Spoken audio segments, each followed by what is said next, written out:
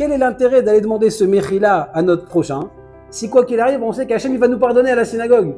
Ça sert à rien. De toute façon, on envoie 500 mérila, on envoie des mérila à des gens qu'on ne sait même plus si on est encore en relation avec eux. On reçoit des mérila de gens dont leur numéro n'est même plus enregistré dans notre téléphone. Quelque chose qu'il faut savoir, c'est qu'à Yom Kippour, vraiment, c'est le jour du grand pardon, c'est vrai.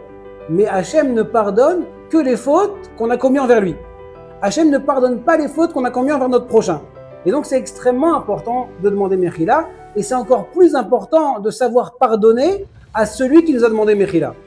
Parce que celui qui ne veut pas pardonner à celui à qui on demande mérila, eh bien, quand lui va demander pardon à Hachem tous les jours de Kippour, il va être en train de prier toute la journée, non-stop à la choule, de 7h du matin jusqu'à 7h du soir, eh bien, Hachem ne sera pas prêt à lui pardonner, à lui, parce que lui n'a pas été prêt à pardonner aux autres.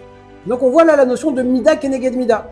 Si on veut maintenant nous être pardonnés par Hachem, on veut ce jour-là de prière où on est en train de pleurer Hachem en demandant pardon sur toutes les fautes qu'on a fait pendant l'année, et Dieu sait si on a tous de quoi demander pardon pour ce qu'on a fait pendant l'année, ben si on veut être pardonné par Hachem, il faut que nous-mêmes on soit prêts à pardonner à notre prochain. Et donc c'est pour ça qu'on envoie ces fameux messages de Mechila. On doit vraiment aller chercher à vérifier que celui à qui on demande pardon, il pardonne à 100% du plus profond de son cœur.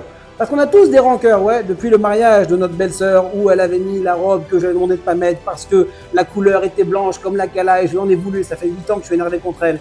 Et ben arrive un petit pour elle demande Mechila, il faut pardonner. C'est comme ça. Ou même quand ton associé t'a fait une affaire et puis tu sais que finalement, pour X ou pour Y raison, il a pris un peu plus dans la caisse alors que ça lui revenait pas, eh ben il faut savoir pardonner. Et quand nous on sait pardonner pour des choses qui sont très dures pour nous, alors là c'est certain que le jour de Kippour, Akadosh Baruch Hu, il sera prêt à nous pardonner à nous de la même mesure qu'on pardonne aux autres.